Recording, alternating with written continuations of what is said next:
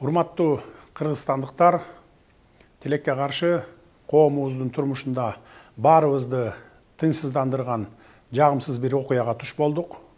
Ортодо чын бышыгын билип билбей, чын төгүнүн аныктабай, чагымчыл күчтөрдүн азгырыгына жетеленген топтордун кылган ишинин кесепетинен көпчүлүк элибиз, мамлекетибиз жабыр тартып отурат.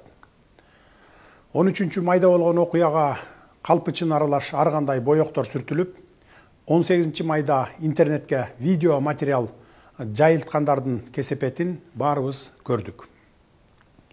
Ооба күч органдары өз маалында чара көрүп, жүргүзүп жаткан иштерин өз маалында коомчулукка чыгарганда, балким мындай болбойт эле. Биздин ички иштер министрлигибиз 13 майда болгон окуянын себепкерлерин кармап, ыкчам аракеттерди жүргүзүп, күнөөлүүлөрдү камап жатышкан. Бирок тилекке каршы бул кырдаалды башка күчтөр жагдайды курчутууга кызыктар тараптар пайдаланып кетүүгө үлгүрүштү.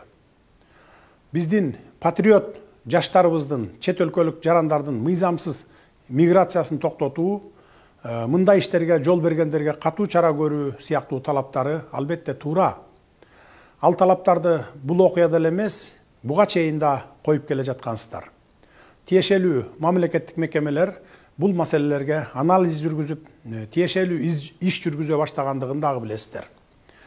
Өзүңөр күбө болгондой, буга чейин эле улуттук коопсуздук мамлекеттик кызматы ички иштер министрлиги тарабынан мыйзамсыз жүргөн чет өлкөлүк жарандарды аныктоо иштери жүрүп жаткан. Бирок жогоруда белгилегенимдей, интернет желесине эмне чыкса ошого ишенип, тең салмактап талдоо жүргүзө албай, ортодо чагымчылдардын намысты козгогон азгырыктарына жетеленип, куттуу өлкөбүздүн өнүгүү жолуна багыт алган мамлекетибиздин эзелтен келаткан меймандос элибиздин кадыр баркына шек келтирдиңер. Бул өтө өкүнүчтүү. Биз бир карын майды бир кумалак чиритет болуп, оңой олжого туйтунуп, карактоо аракетин кылган бирин-экин ээн баштардын, алардын мындай аракетин көбүртүп жабыртып, чоң чууга айлантууну көксөгөн чагымчылдардын арам ойлорун ишке ашырууга жол бербейбиз. 13 майдагы окуя иликтенип, күнөөлүүлөр кармалып, териштирүү иштери жүрүп жатканда, ал окуя тууралуу видео 18 майда интернетке жүктөлүп, биздин кызуу кандуу жаштарыбыздын канын кызытууга кошумча от жаккан, ортого чагым салган, куру намысты козгогон интернет посттор менен коштолду. Буга бийликке жетпей калгандар, коррупцияга каршы күрөштү жактырбагандар, түрмөдө жаткан саясатчылар атайын WhatsApp группаларды, фейк аккаунттарды түзүп алышып, чагым салган маалыматтарды таратышканын ачык айтып коеюн. Ошентсе да 18 май түнү чыккан жаштарды токтотууга аракеттер көрүлүп, ар кандай агрессия калтырып, мындан да жаман окуялардын чыгып кетишине жол берилген жок. Ошондой эле биздин кызуу кандуу жаштарыбызга күч колдонуп таратуу да болгон жок. Аны да жакшы билесиздер. Анткени алардын арасында курал алып, окуяны күтүүсүз башаламандыктарга айлантууну эңсеген арам ойлуулар жүргөнү тууралуу бизде ыкчам маалыматтар бар эле. Милиция кызматкерлери элди күч менен тарата баштаганда, мына биздин бийлик кыргыз балдарды коргогондун ордуна тескерисинче тигилерге болушуп, өз элин кордой баштады деп, адаттагыдай эле ошол жерден видео кайрылууларды таратып, масштабтуу көтөрүлүшкө чакырабыз деген блогер сымал жана ниети бузуктар элдин арасында даяр турушкан. Андай өтө кооптуу жагдайларды биздин патриотпуз деген кызуу кандуу жаштарыбыз билген жок. Жаштар эле эмес, жалпы эл деле чын эле деп ишенип алышмак. Ошондуктан күч органдарына окуяны толук көзөмөлдөп, жаштарга түшүндүрүү иштерин байма-бай жүргүзүп, кырдаалды кагылышуусуз турукташтырууга аракет кылгыла деген буйрук берип турдум. Эгер мародерчулукка барса, милиция тарапка чабуул жасаса, же жатаканалардагы студенттерге кол сала баштаса, анда аеосуз чараларды көрөт элек. Бактыбызга жараша андай болгон жок. Албетте, башталышында студенттер жашаган жерлерге барып, кол салып жиберген тентектер болду. Аларды өз убагында токтотуп калганга жетиштик. Эми алардын баары өз жазасын сөзсүз алышат. Биз укуктук мамлекетти кура алдык. Эми тартипти орнотобуз. Тартип болбосо кандай гана мамлекет болбосун өнүгүү болбойт. Кылмышкерлерди өзүн билемдик менен жазалоолорго жол берилбейт. Жазалоо үчүн сот бар, бийлик бар. Биз бул жолу ушул окуядан чоң сабак алдык. Эл дагы сабак алып, эми мындан ары мындай чакыныктарга, чагымчылдыкка, оор басырык, сергек ой жүгүртүү менен анализ жасап, дароо эле дүрбөп чыга калбайт деп ишенебиз. Эми мындан ары ушундай окуя кайталанса, анда күч органдары биринчи мүнөттөрдөн баштап эле күч менен таратуу ыкмасына өтөт. Кудайга шүгүр, азыр күч структуралары мурдагыдай алсыз эмес.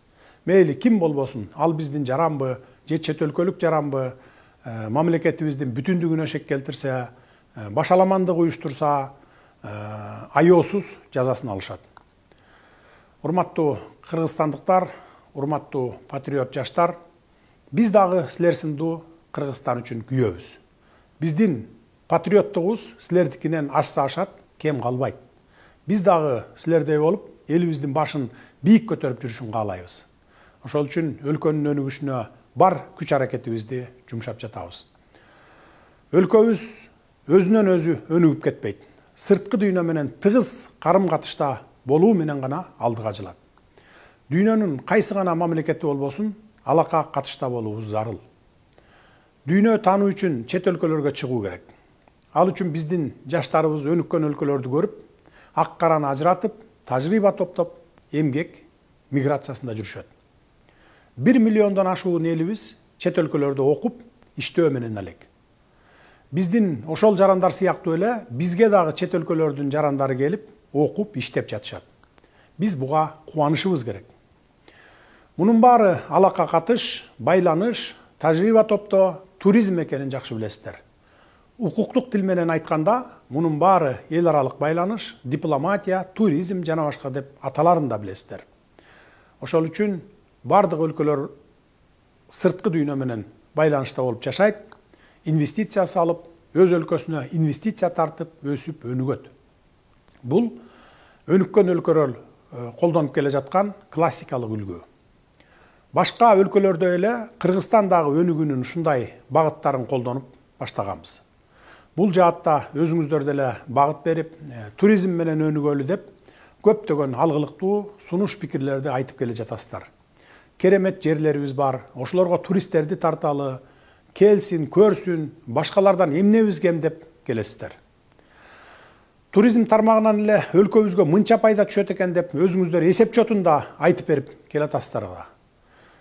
Башка өлкөлөр өз өлкөсүнө туристтерди келтире албай убара. Ал эми биз келген ырыскыбызды тээп аткандайбыз. Башка маселе, эгер бизге келген туристтер маданиятсыз болсо, акырын айтып тарбияга салалы. Бул эми бир эле мисал айта берсем сөз көп. Биздин балдарыбыз да чет жерде жүрүшөт. Адам үйүнөн 40 кадам узагандан кийин мусапыр деп коет. Мен буларды айтып жатканымдын себеби ошол сырт дүйнө менен болгон мамилебизди, жаңыдан жанданып келаткан инвестиция, туризм тармагына эч болбосо меймандостук салтыбызга шек келтирбесек дегеним. Эң жок дегенде сыртта жүргөн уул кыздарыбыз дагы ушундай мамилеге учурап калуу мүмкүн экенин эсибизден чыгарбашыбыз керек. Муну жети өлчөп, бир кесип, туура ой жүгүртө алган жарандарыбыздын баары айтып жатышат. Урматтуу мекендештер, өлкөгө келген чет элдиктердин дагы ата мекени бар экенин, билимин алып, иштеген ишинен пайда тапкандан кийин акыры алар өз мекенине кетерин унутпагыла. Алар Кыргызстандан билим алып, ошончо жерден келип, ошончо акчасын бизге калтырып, убактылуу гана жүргөнүн унутпайлы. Чет өлкөлүктөр Кыргызстандан билим берүүсүн барктап, кызыгып келип, акысын төлөп окуп жатканын, бизде иштеген чет элдиктердин кызмат көрсөтүүсүнөн ушул эле биздин кыргызстандыктар пайда көрүп жатканын баарыбыз туура түшүнүшүбүз керек. Ошолордун калтырган каражаттарынан салык түшүп, ошолорго кызмат көрсөткөн окуу жайлар, чакан ишкерлер пайда таап жатканын, биздин экономикага миллиарддаган киреше алып келип жатканын кантип билбейбиз? Өлкөдөгү жумуш ордуларына жалаң чет элдиктер толуп калып, биздин жарандар бош калган болсо, мындай жагдайды жөнгө салып, ордуна коюуга күчүбүз жетет. Бирок мындай арзан иштерге биздин жарандар барбай жатканы жашыруун эмес. Учурда жүргүзүлгөн статистикага ылайык бүгүнкү күндө 6300дөн ашуун жумуш орду бош турат.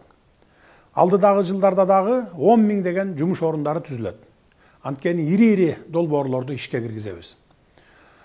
Бул асмандан алынган сан эмес, ишкерлер менен министрликтер берип жаткан маалыматтар. Келгиле, силер дагы иштегиле. Бул иштерге биздин мекендештерибиз барып иштебегендиктен, биздин ишкерлер чет элдик эмгек мигранттарын чакырып, контрагын түзүп, иштетүүгө мажбур болуп жатышат. Чынын айтышыбыз керек, бул эми азыркы таптагы реалдуу көрүнүш.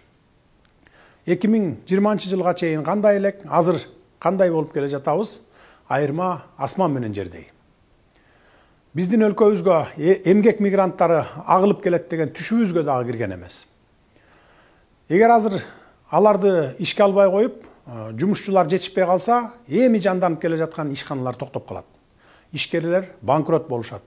Экономикабыз өйдөлөбөй эле ылдыйлап кетет. Муну да унутпашыбыз керек. Мен ушул жерден бир мисал келтире кетейин.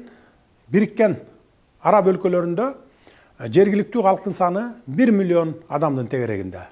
Ал эми чет өлкөлөрдөн барып иштеп жүргөн мигранттардын саны 7 миллионду түзөт. Эч кандай проблема жок эле экономикасын көтөрүп жатышат. Биздин 1 миллиондон ашуун жарандарыбыз чет өлкөлөрдө жүрүшөт. Ал эми бизде бүгүнкү күндө иштеп жаткан эмгек мигранттарынын саны болгону 5322 адамды түзөт. Чет өлкөлөрдөн келип окуп жаткан студенттердин саны 42620 адам экен. Биз буга кубанышыбыз керек. Бирок кечээ болуп өткөн жагымсыз окуялар, мен жогоруда айтып өткөн биздин алга умтулууларыбыздын, баалуулуктарыбыздын эч бирине туура келбей калды. Урматтуу агайын туугандар, биз тарыхтан сабак алалы, болуп өткөн кайгылуу окуялардан туура бүтүм чыгаралы деп какшап келебиз. Эсиңиздерде болсо, 90-жылдардагы кийинки 2010 жылдагы коогалаңдуу Ош окуясы деле учкундан жалын тутанат болуп, кенедей себептерден чыгып, натыйжасы кандай кайгылуу окуялар менен коштолгонун жакшы билесиздер. Бул өтө аялуу, өтө назик маселе экенин унутпаңыздар. Тарбиянын башаты үй бүлөдөн башталат дейт. Ар кимибиз уул кыздарыбызга ээлик кылалы, акыл айтып туралы. Бирөөнүн жасаган жаман жорук үчүн башкаларга акарат келтирүү, уруп согуу адамдык касиетке туура келбестигин, мусулман баласынын жасай турган жоругу эместигин таптакыр эле болбой баратса, бул маселени укук коргоо органдары мыйзам чегинде иликтеп, жазасын берерин балдарыбыздын кулагына куялы. Жаштыкка алдырып, сүрмө топтун арасына кошулуп калып, тагдырына балта чабылып калбашына ата-энелер сиздер да кам көрүңүздөр. Урматтуу кыргызстандыктар, биз мамлекетибиздин бүтүндүгүнө, элибиздин ынтымагына шек келтирген, өнүгүүгө болгон умтулууларыбызга бут тоскон, өлкөбүздүн эл аралык аброюна, журтубуздун ар намысына сөз тийгизген жагымсыз иштерге жол бербейбиз. Биздин алдыбызга мындай милдеттерди Кыргызстандын жалпы эли коюп, бизди шайлаган. Албетте, биз жамы журтубуздун ишенимин актоого тийишпиз жана актайбыз. Эң алды жаштарыбызды сабырдуулукка, ар кандай азгырыктарга алдырбоого чакырар элем.